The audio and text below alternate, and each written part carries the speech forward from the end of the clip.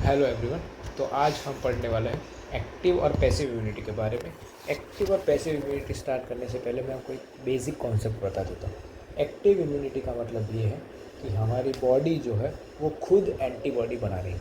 अगर हमारी बॉडी खुद एंटीबॉडी बना रही है तो उसको हम बोलेंगे एक्टिव इम्यूनिटी। और अगर हम प्री फॉर्म्ड एंटीबॉडी हमारी बॉडी के अंदर एंटर करवाते हैं तो ये हो जाएगी पैसिव इम्यूनिटी। एक्टिव इम्यूनिटी के अंदर हमने क्या बोला कि when host is expose to antigen, कोई भी एंटीजन से अगर होस्ट एक्सपोज होता है, ये नेचुरली भी एक्सपोज हो सकता है या फिर आर्टिफिशियली भी एक्सपोज हो सकता है, as case in vaccine.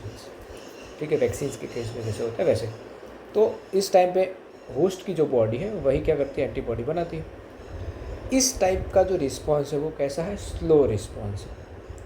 Passive immunity at the other end कैसा है कि when readymade antibodies are directly given to the host, response कैसा होगा, फास्ट होगा। सिंपल एग्जांपल से समझ सकते हो, भूख लगी है, दो ऑप्शन है, या तो ऑनलाइन ऑर्डर करो या तो खुद बनाओ। खुद बनाना नहीं आता, सीखना पड़ेगा, सीखोगे टाइम लगेगा, लेकिन जब दोबारा भूख लगेगी आता है, जल्दी बन जाएगा। ठीक है, लेकिन अगर बाहर से मंगवाया है तो जब दोबारा भूख लगेगी तो दोबारा बाहर से मंगवाना पड़ेगा, एक और बार भूख लगी तो एक और बार मंगवाना है। ठीक, तो बिल्कुल वैसा है। तो ये हमने लिखा इम्यूनिटी एक्टिव और पैसिव। तो दो टाइप की है, नेचुरल एक्टिव इम्यूनिटी और artificial active immunity. Natural active immunity के अंदर क्या होएगा कि नेचुरल एक्सपोजर ऑफ एंटीजन, जो नॉर्मली हम बीमार पड़ते हैं वो।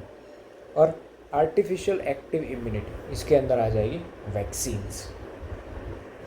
इस साइड पैसिव इम्यूनिटी में क्या आएगा कि हम प्रीफॉर्म्ड एंटीबॉडीज़ लेते हैं, लेकिन नेचुरली, जैसे कि मदर मिल्क में हमें मिलती है IgA, जिसको बोलते हैं कोलोस्ट्रम के अंदर IgA प्रेजेंट होता है, या फिर प्रेगनेंसी के दौरान मदर से प्लेसेंटा तक, यानी कि मदर से फीटस तक जाती है, प्लेसेंटा को क्रॉस करते हुए IgG एंटीबॉडी। ठीक है। आर्टिफिशियल पैसिव इम्यूनिटी में क्या आएगा, आर्टिफिशियल पैसिव इम्यूनिटी में आएगा कि हम प्रीफॉर्म्ड एंटीबॉडी दे रहे हैं, लेकिन ये नेचुरल नहीं मिल रही है, आर्टिफिशियल हम दे रहे हैं। जैसे कि अगर किसी का रोड एक्सीडेंट हो जाता है, ठीक है, और तो उसको क्या कहते हैं, टेटनस का इंजेक्शन देते हैं। टेटनस का इंजेक्शन क्या है, वो एंटी टेटनस सीरम है, वो प्रीफॉर्म्ड एंटीबॉडीज़ है। इसके अलावा स्नेक बाइट के दौरान हम क्या देते हैं, एंटी वेनम का इंजेक्शन देते हैं। ये भी क्या है, ये भी आर्टिफिशियल पैसिव इम्यूनिटी है। एट द अदर हैंड, जो DPT के अंदर जो हमारा टी है, वहाँ पे जो टेटनस है वो वैक्सीन के तौर पर, ठीक है, तो टेटनस की वैक्सीन वो हो जाएगा आर्टिफिशियल एक्टिव, लेकिन एंटी टेटनस सीरम वो हो जाएगा artificial passive immunity. Vaccinisation and immunisation, ठीक है। तो अब जब अगर आपको ऊपर का पार्ट क्लियर हो चुका है तो ये तो बेसिक ही बात है कि इनका प्रिंसिपल ये है कि मेमोरी ऑफ इम्यून सिस्टम के पास जो मेमोरी बनाने की कैपेसिटी है, उसी के बेसिस के ऊपर वैक्सीनेशन और इम्यूनाइजेशन काम करते हैं। During vaccination, preparation of inactive या फिर वीकेंड पैथोजन और antigenic protein are introduce into host body. Host body के अंदर हम जो पैथोजन डालेंगे वो या तो इनएक्टिव होगा या तो वीकेंड होगा।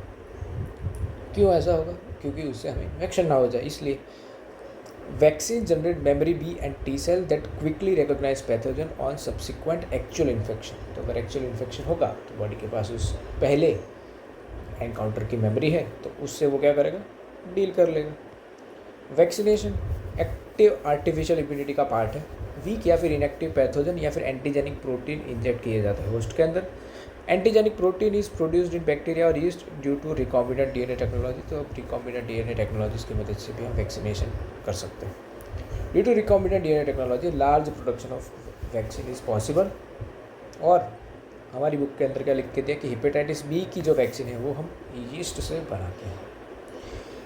आर्टिफिशियल पैसिव इम्यूनिटी, तो रेडीमेड एंटीबॉडी या फिर antitoxin given in case of deadly infection where quick immune response is required. Example के लिए anti tetanus serum, antivenom injections.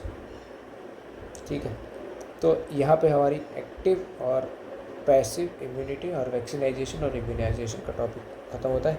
Next class में हम एलर्जी और ऑटो इम्यून डिसऑर्डर्स के बारे में बात करते हैं।